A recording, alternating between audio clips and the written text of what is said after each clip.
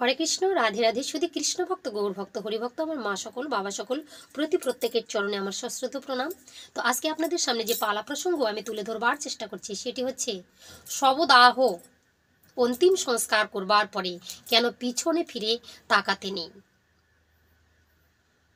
তার আগেই বলবো, যারা আমার চ্যানেলটি সাবস্ক্রাইব করে আমার ছোট্ট বড় ভিডিওগুলো দেখছেন তাদের প্রত্যেককে আমার সশ্রদ্ধ প্রণাম আর প্রাণ ধারা অভিনন্দন, ভালোবাসা। আর যারা আমার চ্যানেলে নতুন এসেছেন তাদের প্রত্যেককে বলবো, দয়া করে আমার চ্যানেলটি সাবস্ক্রাইব করে আমার ছোট্ট বড় ভিডিওগুলো দেখতে থাকুন। আর যদি চ্যানেলের ভিডিও ভালো লাগে অবশ্যই লাইক, শেয়ার আর কমেন্ট করে আমার পাশে থাকবেন। শ্রীকৃষ্ণ গীতায় বলেছেন, এই দেহ নশ্বর, মানব দেহের কোনো মূল্য নেই, আর আত্মা অবিনশ্বর, যাকে অনলে পোড়ানো যায় না, জলে ডোবানো যায় না, অস্ত্র দ্বারা ছেদন করা যায় না, দেহটাকে পুড়িয়েও দিতে পারবে, জলের মধ্যে ডুবিয়েও দিতে পারবে, অস্ত্র দ্বারা কেটে ফাঁকও করে দিতে পারবে, কিন্তু আত্মার কোনো বিনাশ নেই। তাই অর্জুনকে প্রভাস দিয়েছিল। অর্জুন যখন বলেছিল যে সামনে আমি দেখতে পাচ্ছি ভাই, বন্ধু, আত্মীয় স্বজন, মাতুল, শ্বশুর, শাশুড়ি, এগুলো কেমন করে বধ করব। তাই শ্রীকৃষ্ণ বলেছিলেন, তুমি যখন মারা যাবে তখন বন্ধু কাঁদবে 4 দিন, ভাই কাঁদবে 10 দিন, স্ত্রী কাঁদবে 2 মাস, আর গর্ভধারিণী মাতা তিনি কাঁদবেন সারাটা জীবন। কেননা গর্ভধারিণী মাতা কোনোদিনও মায়া ভুলতে পারে না। তিনি জঠরে ধরেছেন, তার সঙ্গে সন্তানের সঙ্গে তার একটা নারীর টান থাকে। যখনই মনে পড়ে বাবা, তখনই মাতা কান্না করেন।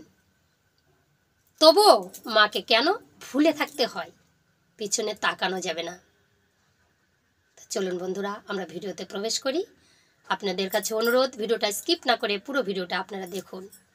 তো আমরা গরুড় পুরাণে শুনেছি যে আত্মা মৃত্যুর পরে কি গতি লাভ করে, এই জীবের কি গতি প্রাপ্তি হয়। মৃত্যুর পরে আমাদেরকে নাকি একটা নদী পার হতে হয়, সেটি হচ্ছে বৈতরণী নদী। আসবার সময় ভব নদী পার হয়ে আসি, যাবার সময় বৈতরণী নদী পার হয়ে আমাদেরকে কোথায় যেতে হবে? সেই স্বর্গের দিকে বা যমালোকে। মাঝে একটা নদী পড়ে। আরও শুনেছি যমরাজের যে দূত আছে, সেই যমদূত, কালদূত সবাই মিলে এসে টানতে টানতে নিয়ে চলে যাবে।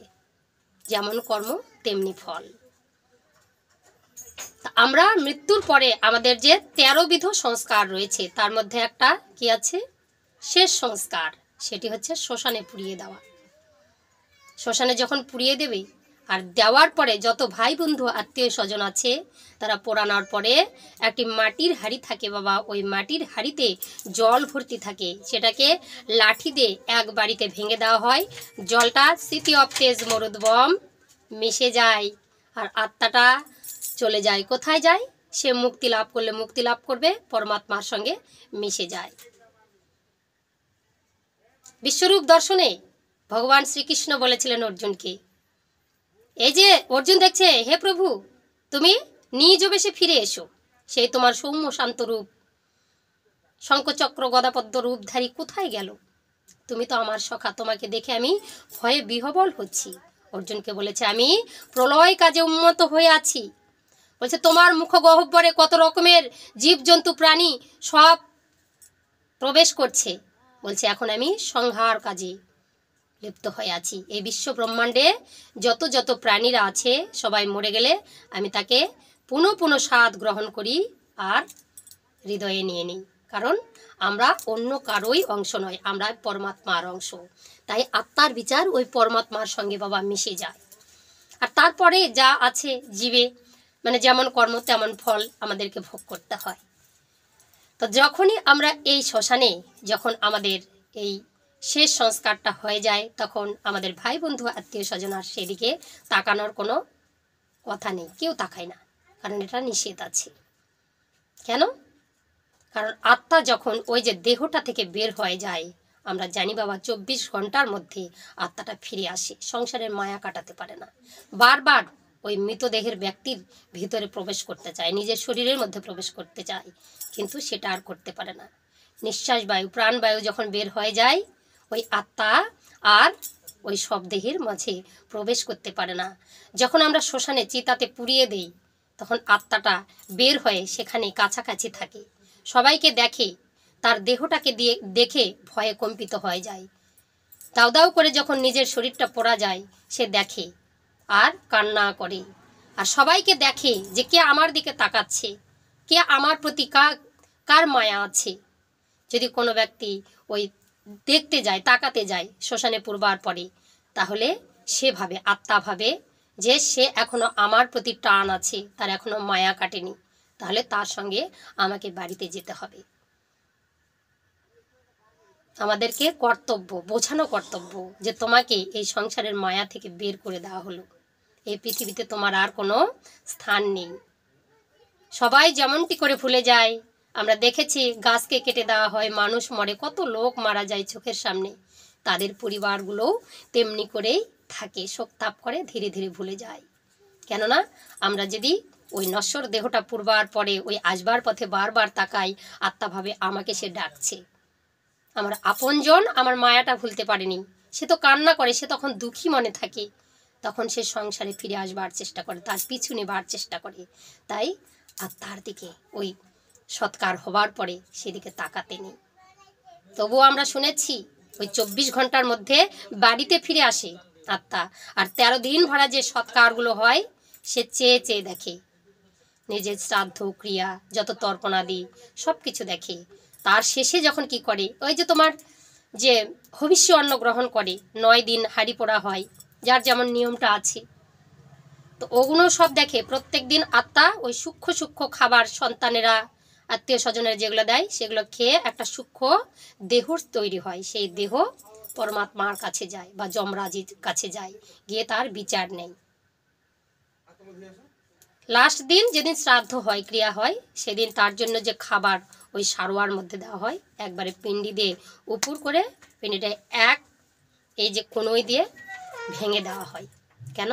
মাটির সঙ্গে তুমি স্মৃতি অব তেজ মরুদ বম দিয়ে আমাদের দেহটা, অগ্নি বায়ু বাতাস জল ইত্যাদি দিয়ে যে আমাদের দেহটা গঠন হয়েছে, তুমি সেখানেই মিশে যাও, এই সংসারে আর এসো না। তখন সূক্ষ্ম আত্মা এই সংসার থেকে বিদায় নেন, 13 দিন আমাদের সংসারে ঘোরাঘুরি করে। অনেক নিয়ম আছে, অনেক সংস্কার রয়েছে, এটা হচ্ছে শেষ সংস্কার। এই সংস্কারের পরে আত্মাকে বোঝানো যাবে না যে আমি তোমার প্রতি মায়া করেছি, এই সংসার তোমাকে ভুলে গেছে। সবাই যেমন সবাইকে বিদায় করে দেয়, তুমিও সংসার থেকে চলে যাও, তোমার প্রতি আমাদের আর মায়া দয়া নয়। মৃত্যুর আগে তুমি আমার ভাই ছিলে, বন্ধু ছিলে, আত্মীয় ছিলে, স্বজন ছিলে, এখন তুমি আর আমাদের কেউ নয়। এই পৃথিবীতে কি কেউ কারো নয়। তখনই বোঝা যায় বাবা, অন্তিম সময়ে সবাই থাকবে পাশে, কিন্তু কাউকে দেখতে পারবো না, মুখও থাকবে খেতে পারবো না, চোখ থাকবে দেখতে পারবো না। কেন? এই কারণে আমরা কেউ কারো নয়। তখন আমাদের অনুশোচনা হবে, এই পৃথিবীতে কি করলাম, যার জন্য এই পৃথিবীতে এসেছি তার কথা না ভেবে এত এত আত্মীয় স্বজনকে নিয়ে বসে আছি। যখন আমরা কষ্ট পাই, এর ওর দোষ দেই যে আমার ভাইটা দেখলো না, আমার বন্ধুটা দেখলো না, আমার ছেলে সন্তান দেখলো না, কেউ দেখলো না। কেন দেখবে তোমায়? কেউ কারণই। গরুর পুরাণে সব স্পষ্ট করে লেখা আছে, জীবের গতি কি, কোথা থেকে এসেছি, কোথায় যেতে হবে, কি করতে হবে। তো চলুন বন্ধুরা, আমরা সবাই নিজের আত্মার শান্তি কামনার জন্য, শান্তি পাওয়ার জন্য, যেই উদ্দেশ্যে আমরা এই পৃথিবীতে এসেছি তার নাম নিতে, ধ্যান নিতে, তার নামে মগ্ন হয়ে যায়। একবার মুখে বলুন হরে কৃষ্ণ কৃষ্ণ কৃষ্ণ হরে হরে, হরে রাম রাম রাম হরে হরে।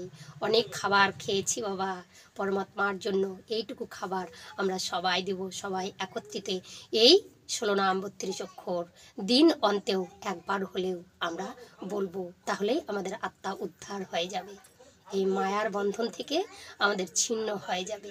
আমরা পরলোক গমন করে আমরা প্রভুর সঙ্গে যেন মিলিত হতে পারি। জয় জয় শ্রী রাধেশ্যাম, জয় জয় শ্রী রাধেশ্যাম, জয় জয় শ্রী রাধেশ্যাম। হরে কৃষ্ণ।